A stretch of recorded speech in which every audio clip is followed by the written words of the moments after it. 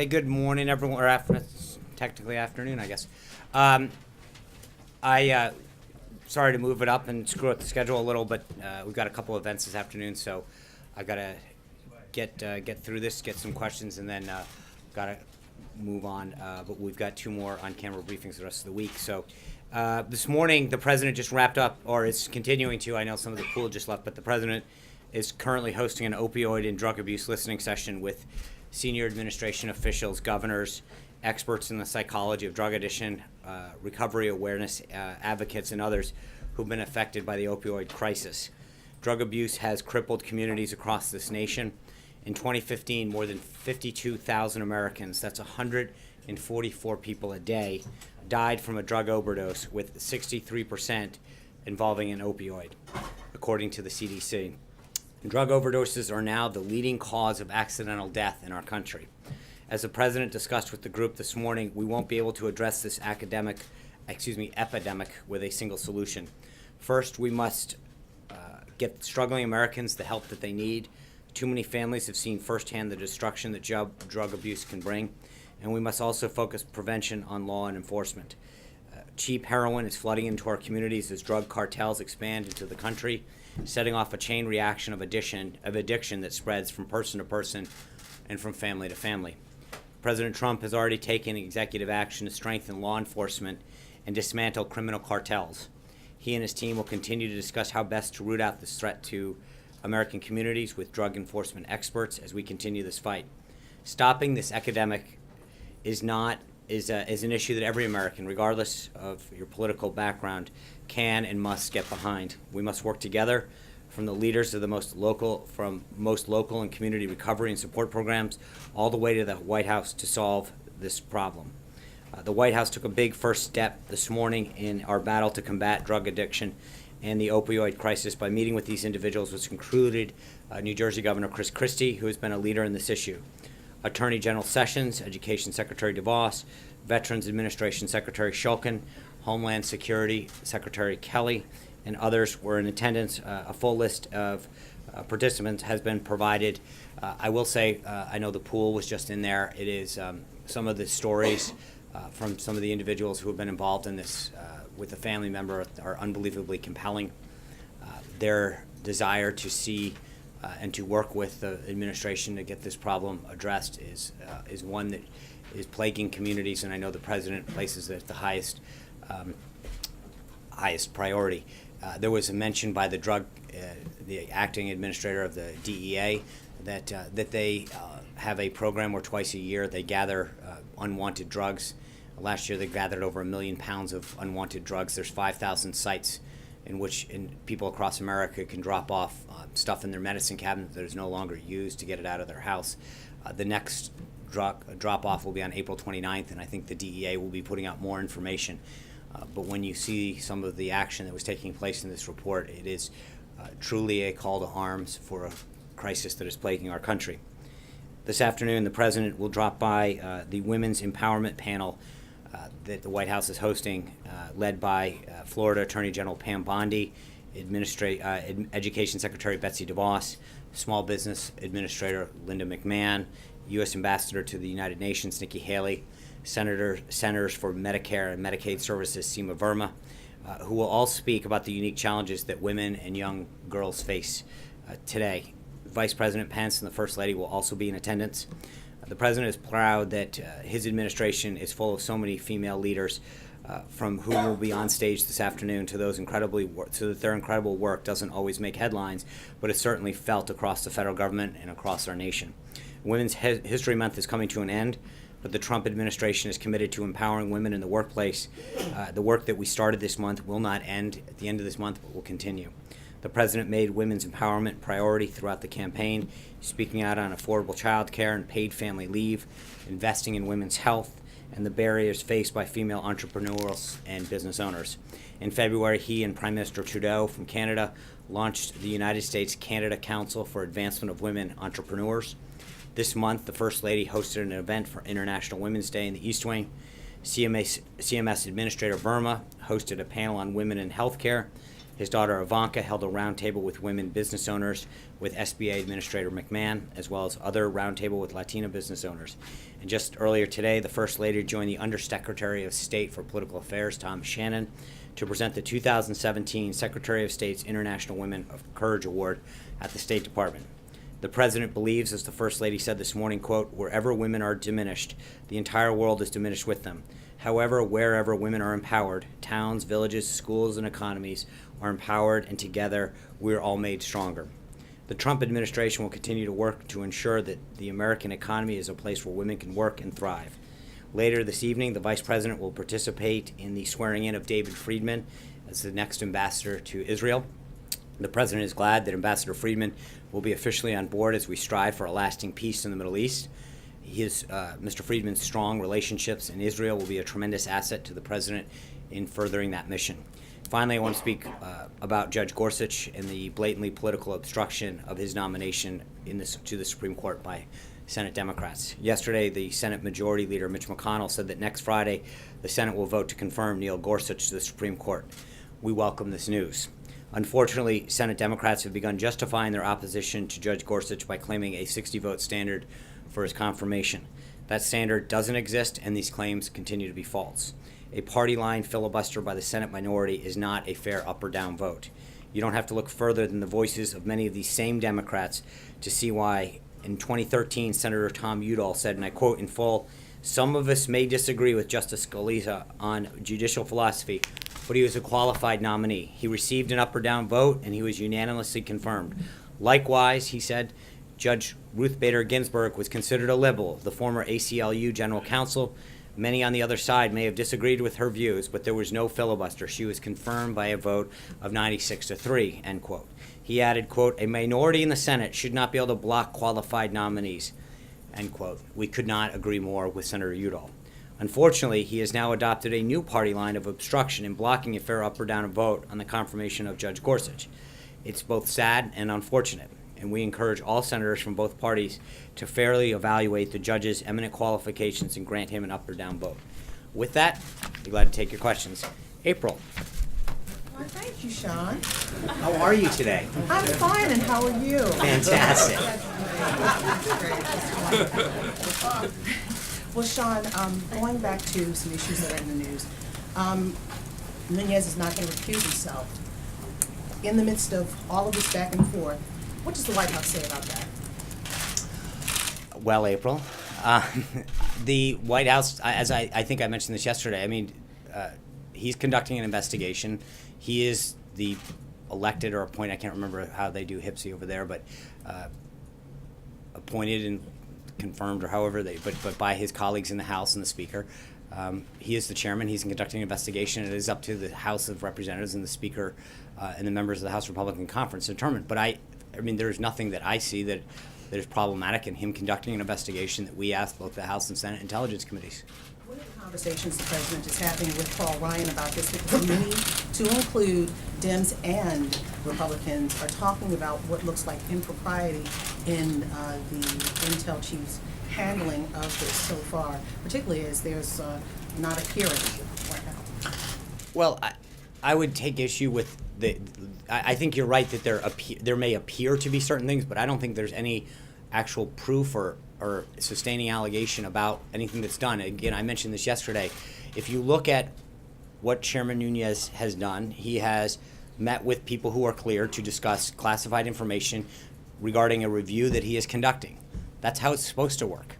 And again, I understand that when things are leaked out in the media, that somehow that is a standard that's acceptable, but when two people who are cleared to discuss classified information, or three or however many, discuss classified information, somehow that's wrong because it's not being leaked.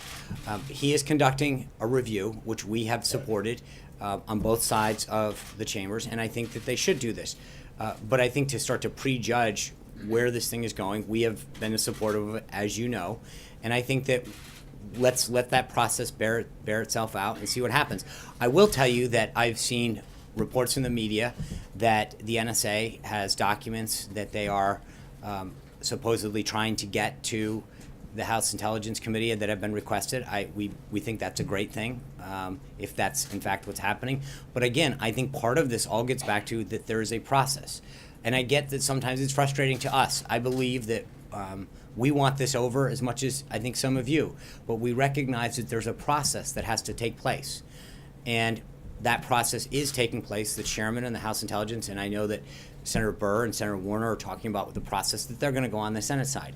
Some of these things take a little bit of time, and to the extent that they are gathering the appropriate documents and looking at those things, then that's part of the process and the review that is being undertaken, and we're fine with that. And second topic, tax reform and infrastructure, reports are saying you're gonna do it together, and ACA, Obamacare, going into Trump care at that time, tax reform and infrastructure were said to be some of the reasons why you did not come up in the budget with eliminating the debt.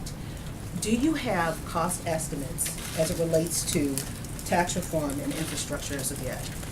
No, because I think you need to have plans laid out first, and I think part of this is that we're in the beginning phases of both of those. To have a score on either one of them or a cost when we don't have those formalized yet, and I think we're in the beginning phases of having those discussions with both stakeholders, members of Congress on both sides, and obviously internally the formulation of those plans is continuing. So until that happens, I don't see us having a formal cost or a score. CBO now? It's not a question of trust. Remember, I want to be clear about what I've said before. I think when it comes to cost estimates and budget issues, which is what CBO is charged to do, they are the Congressional Budget Office. And while I think sometimes they're a little off on that, that is what they're charged with doing. And I think there's a score where I think it's not a question of trust, it's a question of accuracy. And I think that the issue that we previously brought up was when they had scored people and coverage, which isn't necessarily their wheelhouse, they had been way off. And again, I don't think it's a question of us trusting or not. It's literally a question of saying they believed that 26 million people would be on Obamacare, 10.4 were and falling. I think that's not a question of whether we trust them or not. It's a question of that those are the facts. And those facts bear out that they were off by more than 50% when it came to counting people. And I just want to be clear that it's not a question of whether we trust them. I would ask whether that's really what they're supposed to be doing. Major. Sean, let's go over a couple things that we talked about on Monday. On Monday, you said to us from the podium you would look into how Chairman Nunes was cleared here and with whom he met. Can you give us, we tried to ask you that yesterday as you walked out. Do you have any information to live up to the commitment you made here on Monday to provide more details about how that happened in a process you just told us that, again, is above board and totally appropriate? I don't have anything for you on that at this time. But again, I don't. What are you looking into?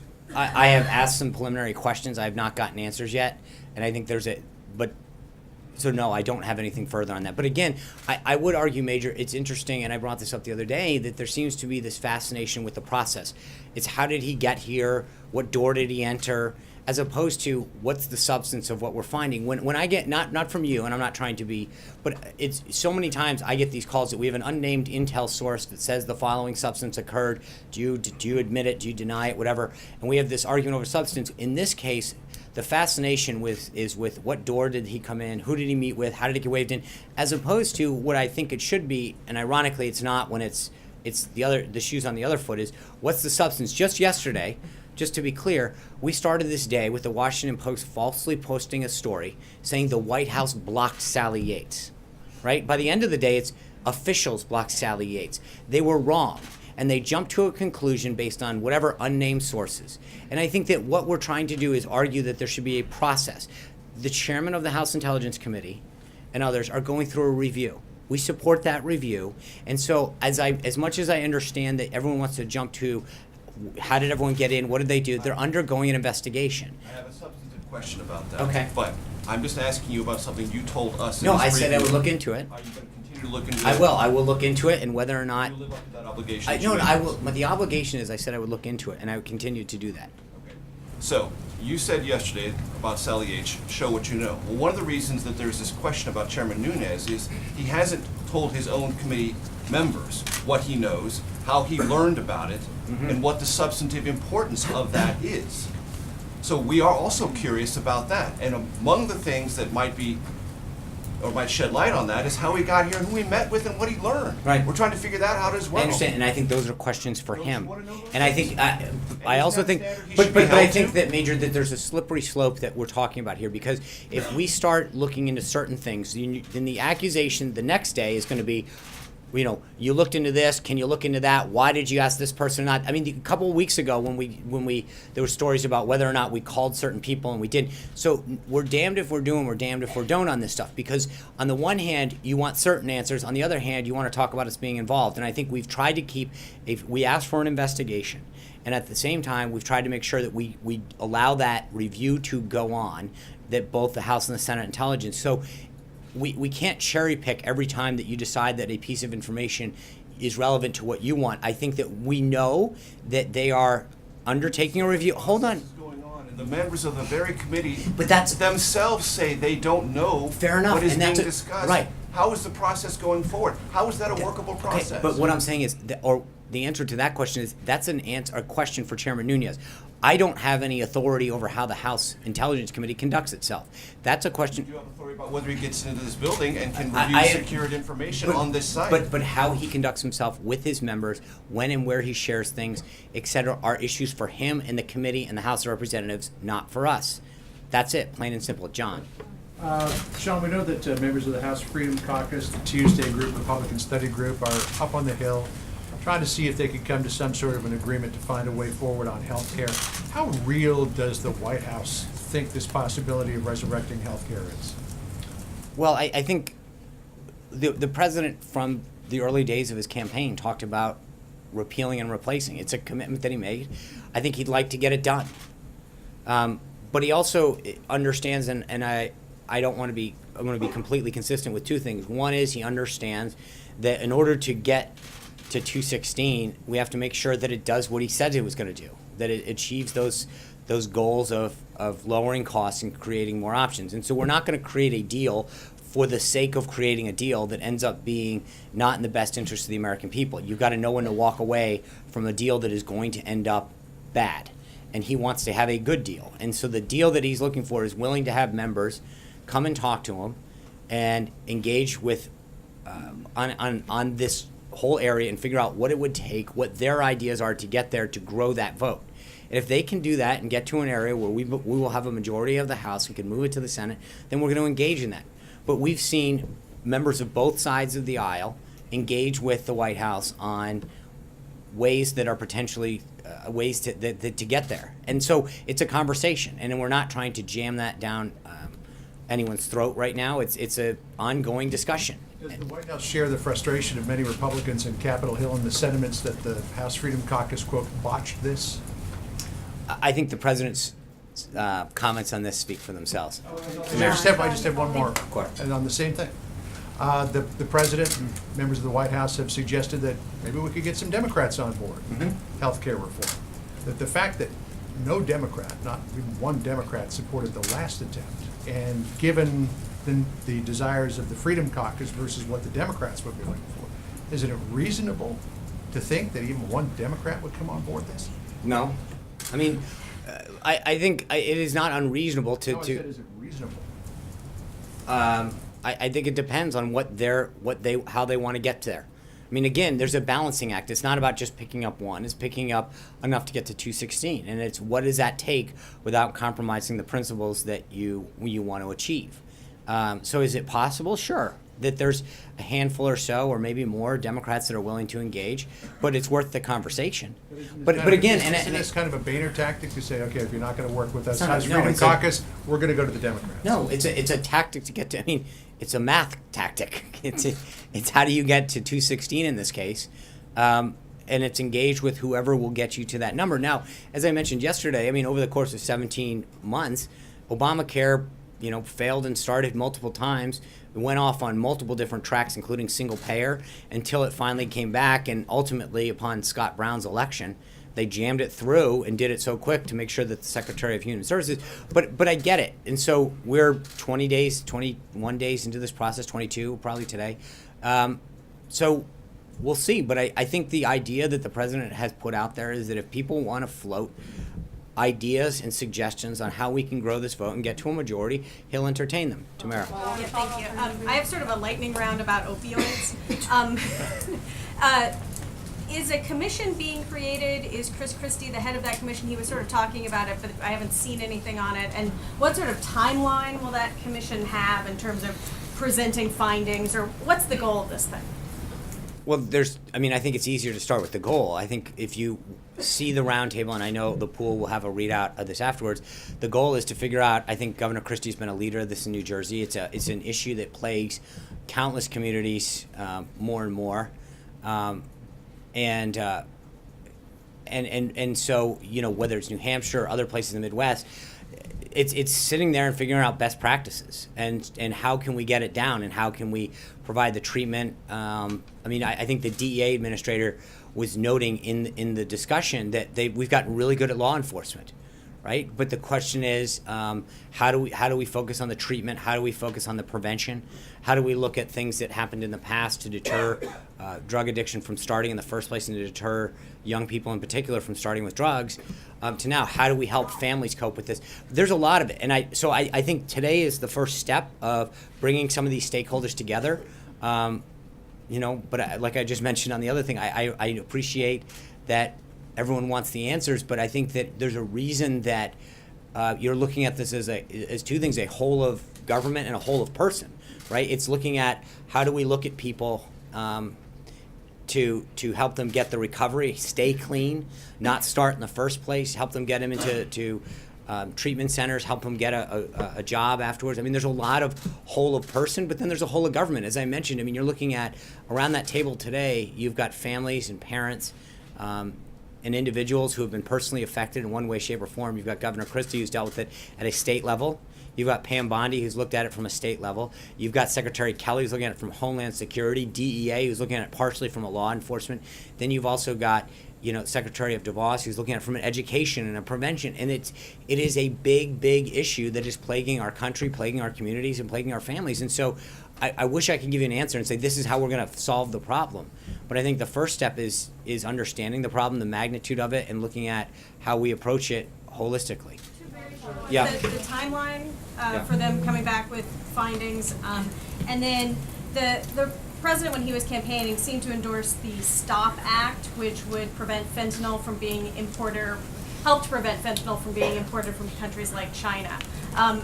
Would he use his presidential bully pulpit to sort of push for that legislation now, which has not really gotten off the ground yet over in the Congress? That was one of the, not the specific piece of legislation, not the STOP Act in particular, but I think there was a lot of discussion about fentanyl and the rise of it today. And I think the Attorney General brought that up and was talking about the escalation of that from the 1980s to now. And so there is a look at it. But I again, as I mentioned, you've got the Attorney General there, law enforcement, education. Part of this is to really look at this and figure out what are the ways that we can address it from coming into the country. And the DEA administrator was talking about it, especially the flow from the southern border. But then you look at it from a law enforcement issue, a prevention issue, and a treatment issue. And this is I wish I could give you a really easy answer and say, here's the silver bullet that's going to stop this. But we recognize the growth of this problem and this epidemic, and how do we solve it going forward? John Gizzi. Thank you, Sean. Yesterday, Prime Minister Theresa May signed the letter that began the process for Brexit. A week ago, on Friday, Jean-Claude Juncker, who is the President of the European Commission, used some unusually strong language about the President, saying that his comments encouraging other Brexits could lead to war among the Balkan countries. And he also said in the end, and is quoted on page 1 of the Financial Times, that the President does not know a lot about Europe. What is the President's response to that? To Brexit in particular? Or To the comments by President Juncker of the European Commission and to Brexit. I think the President is very well steeped in world affairs, especially Europe, NATO, all the issues. He was a leader in the effort to call Brexit, as you know. And obviously with respect to that, we respect the will of the British electorate and Her Majesty's government in taking steps of departing the European Union, whatever future the UK-EU relationship looks like.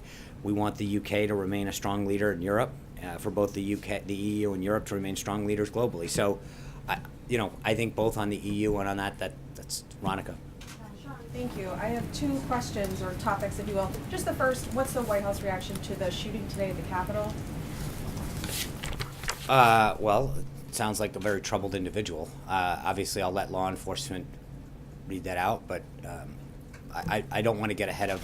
From what I understand and what I've seen, it sounds like a very troubling instance. I think, again, I don't want to get ahead of this, but it looks like law enforcement. I appreciate the efforts that the Capitol Police and others took. I mean, you literally watched people put their lives in harm's way today to protect tourists and other citizens, and so I want to commend the work of the Capitol Police and the work of law enforcement to continue to protect us at this time when Washington is in its glory with the cherry blossoms out and so many people are coming here to visit the Tidal Basin and their House of Representatives and the Senate and walk around Washington, D.C. It's reassuring to know that so many brave men and women are willing to put their lives on the line to make sure that the city stays safe. A second topic. Last weekend, the president spent the weekend here, not at Mar-a-Lago. I'm wondering, was that in any way in response to some of the pushback he's received about the cost associated with those trips? And part two of that, does he plan to be here again this weekend? So no, yes. He will. The president wanted to be here last weekend. He wants to be here this weekend. He'll be here, and then I will have updates on where he'll be going forward. But Does he feel any concern about that pushback? no, he feels great. Hunter. Thank you, Sean. President Trump is reportedly expected to sign legislation that would allow internet service providers to monitor internet activity and sell that information without users' permission. Will he be signing that legislation, and why does he think it's good for America? I'm wondering who this benefits apart from ISPs and their executives. I know the House and the Senate have just passed that. When they enroll it, then we'll have further updates on that. I'm not. When we have, I know that I believe we have a statement of administration policy on that bill out, and we have further updates on a signing ceremony. I will let you know. Doesn't this erosion of protections create major risks for people to use that information for nefarious purposes? Also, hostile nations potentially looking at what congressmen are browsing online. Like, is that concerning to the White House? I think there's, as I mentioned, that we have a statement of administration policy on that bill. That we'll have further updates, and when we do, we sign it. I'm sure we'll have further details on why. Zeke. John, two questions and two topics for you. The commander of CENTCOM was up on the Hill earlier today and testified that the U.S. government believes that Russia has been supplying materially the Afghan Taliban. I was wondering if the White House has any response to that testimony, and does it believe that that's a constructive effort? I'm sorry, who's testifying? The commander of CENTCOM. Yeah, okay. That that's a constructive effort on the part of the Russian government in that region. I know there are several entities looking into this, and I'm not gonna. I will say that DOD's response speaks for itself. We understand the intelligence on this. The president's been briefed on it, so I'm not really sure what specifically you're. You're not condemning that action on the part of the Russian government right now. I think the commander, the CENTCOM commander's testimony speaks for itself on that. Second topic for you. About a month from now, the government will run out of money for another CR, as I'm sure you're aware. The president talked a lot about the campaign and in his budget request, funding for a border wall on the southern border with Mexico. Is that a deal breaker for the president in any sort of government funding measure in the next month or so? So on April 29th, the CR expires, the continuing resolution, and we are going to be working with Congress on that, on the FY17 budget that needs to go forward. I know Director Mulvaney has talked about that. I'm not going to get into the specific details. I know that if you saw the budget they put out, I think it's $1.6 or $1.7 billion that he's initially put in the FY17 for the beginning of that wall, and there's 2.5, 2.6 billion isn't there. I think that is our request. We will continue to work with Congress on how to move forward with the rest of fiscal year 17's budget. Blake? Hey, Sean, let me pick up where John left off on healthcare. The president here last night, speaking to senators, said, quoting here, "I know that we're all going to make a deal on healthcare that is such an easy one. I have no doubt that it's going to happen very quickly." What is the renewed sense of optimism, and what exactly is very quickly? Well, I think there's a little bit of sound that needs to go with that. I think he was having a little bit of fun with some previous comments that have been made with respect to how easy it would be to get health care. But there is a renewed sense because I think, the comments and the calls that the president has gotten, as well as the vice president and other members of the senior team that have come in and said, we believe that there is a path forward. We have some ideas. We'd like to talk to you about that. I know I've seen some of the reports that have been put out regarding some of the individual members of the Senate and the House that have been up here meeting with our team. And I think there's a lot of people who have some ideas about how to move forward, and we're entertaining those. But I think the interesting thing is that despite the setback that we got last Friday, I think there is a renewed willingness from a lot of members who've made commitments to the American people and to their voters that they want to see this done, and they understand that not getting this done means that, as I said, and the president echoed when he went up to the House Republican Conference, that there's going to be a consequence for this. People need to be taken at their word. There's a lot of members that made a commitment to their voters, to their constituents, that they were going to get something done on this and repeal and replace it and address the healthcare situation, and that hasn't gotten done. And I think that's a concern for them. And let me ask you real quickly, you say that you embrace the House Intelligence Committee review of all of this. John McCain said earlier today that because of the potential schism within that committee, that there should be a select committee that goes from this. Would you embrace that if that happens, and what would your response be? Again, and I'm not going to get into House and Senate matters, but I as I mentioned at the outset to April, I believe that people, like, all that is, how they conduct themselves internally is up to them. That's obviously not for us to decide. But I think the question that I still think is outstanding is that what has happened is a review was called for, that part of it was already ongoing from what I understand, especially on the House side. And the chairman of that committee has gone and sought information and individuals who believed had information to further the review. I'm really not sure how that's anything other than what you're supposed to do. And I think that is consistent what he has talked about. Dave Boyer. Sean, thanks. Two questions. You mentioned Senator Udall opposing the Gorsuch nomination. He was here at that party last night. Did the president try to work with the room with him and other Democrats about the nomination last night? I know he and the First Lady and others spoke to a variety of senators. I wasn't keeping tabs on everybody that he spoke to, but I do know that he had an opportunity to speak to a lot of different senators, and he's talked to a lot on the phone. So I don't know about Senator Udall himself. And secondly, 2/3 of the Democratic senators did not attend the party last night. Did that disappoint the president? I think we were excited to see the 1/3 that did. I know Senator Schumer was there, Senator Durbin. There were a lot of folks. And again, I think that I'm sure the president will continue to do things like this. It was an amazing opportunity to have a moment sort of free of politics and to enjoy some collegial moments with each other in the White House, and listen to some of the United States and Marine Corps bands play some amazing music, and bring people together. And I think the president's talked about this. He's mentioned this a bunch of times, that there used to be a time when you could sit down and share a meal together and go. And I think that's what he's been trying to do, is bring groups back in and at least just have a conversation and get to that human side a little bit. And so yesterday was a good start, I think. Jonathan. Hey, Sean, the president's got in his inbox a letter from Senate Democrats, and the Democrats say they are ready and willing to work with the president on improving Obamacare. They just have a couple of conditions. First, the president has to abandon his efforts to completely repeal the law and rescind the executive order. This letter is signed by the vast majority of the Democrats in the U.S. Senate. What does the president say? I think, as the president's noted, we're willing to engage with people. I think they understand his principles. We need to repeal the law and replace it with something better. I understand. But they're saying they want you to take full repeal off. I understand I've seen parts of the letter, and I know that 40 of them saw that. And I think what we need to do is figure out who wants to engage in a constructive conversation. I understand what they want, but again, it's not just a one-way street. I think the president has made very clear what he wants to do. And I think that to the extent that some of them want to have a conversation, we have a 52-seat majority in the Senate.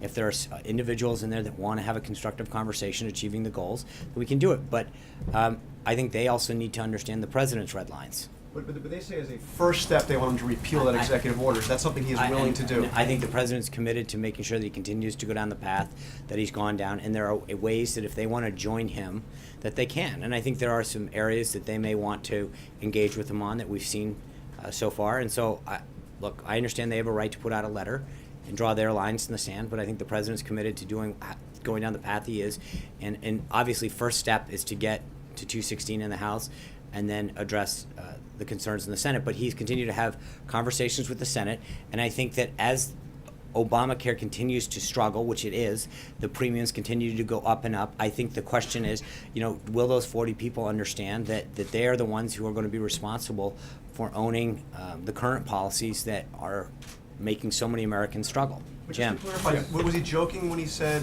that making a deal on healthcare would be an easy one? I think if you watch the tape, it was a lighthearted moment, Jonathan, and so he was having a little. He doesn't think it's easy to No, get a he new was. deal on Yeah, healthcare. no. Watch. He was having a fun time with the senators there. Jim. The other thing that the president said last night was our soldiers are fighting like never before in Iraq. And as you know, Sean, U.S. Troops there are in a support role, an advise and assist role. What does he mean? What does the president mean when he says they're fighting there like never before? Obviously, I think doesn't take into consideration what happened during the Bush administration and the Obama No. administration. I They were fighting appreciate. house to house. Yeah, I think that there's been some progress, particularly in Mosul, the way that they have taken back that city, and I think that for a long time there was a lot of concern about Iran moving in and dominating parts of Iraq, and I think with the advice and consent of U.S. military advisors, there's been tremendous progress in moving Iraq forward to an area of stability and to continuing to see the troops there in Iraq stand on their own. And I think that he is very pleased with the action that General Mattis and our soldiers and sailors, airmen, and Marines are taking to do that. Jeff. I was going to follow up with, if you couple that comment with the comment on healthcare, it being the easy one to get that done, it sounds like you probably have heard this and come across this notion that he's just detached from reality in making those comments. Well, first of all, I think that I again would respectfully ask you that you review the tape. He was having a lighthearted moment. It's on tape. Everybody watched it. He was poking fun and making a joke. There's been comments before about how he didn't get it, and he was joking about how easy it was. Okay, it was a lighthearted moment. It was on tape. I think everybody, and the idea that there's this, like, trying to make it look like he was being utterly serious at the time is a little bit of a stretch. One quick thing on Chairman Nunes. But just so we're clear, I'm sorry, Yeah, just to end yes, there, sir. that he was very proud of the work that our soldiers and sailors are doing over there in Iraq. There is a lot of work and a lot of progress that is being made, and the updates that he's getting from General Mattis on a daily basis. He doesn't think they're in combat, they're engaged in No, combat. but again, I think the progress that's being made in Iraq and the fight against ISIS is going extremely well, and he's proud of it. And I was just going to ask you very quickly on Chairman Nunes. Do you personally know who the source of Chairman Nunes' information is? No. You do not. Jeff Mason. One on two topics. First on healthcare, does the president want to start a new healthcare bill or tweak the one that did not go last week? I think we're starting with where we are and trying to move that forward. I think that is the current vessel. And on a separate topic, the president did not mention the Paris Agreement yesterday when he went to the EPA. Can you update us on his current thinking about that? Does he want the United States to stay in? And if he does, how does he expect the United States to meet its commitments without the Clean Power Plan? I think that the Paris Agreement is still under discussion within the administration. Do you have a deadline on when you'll know? I can try to look into that. I don't have one at this time. Thank you, Sean. Early voting has begun in the Georgia 6th Congressional District special election to fill the seat of Secretary Price. Some Democrats are billing this as a referendum on the early days of the presidency. What does the White House think of that? Does President Trump plan to be involved at all in this race? That's a good. Honestly, I've not even thought about it. I think that if needed, the president has always been very clear that he wants to support the team and help the team. Honestly, I've not tried to really focus on tried to shed that previous life a little. So I've not looked into the race in Georgia. I'm sure I'd best refer you to either the RNC or the NRCC on the state of that race. Okay, thank you guys very much. I'll see you tomorrow, Thursday. Take care. I do owe you one tomorrow, I'm sorry.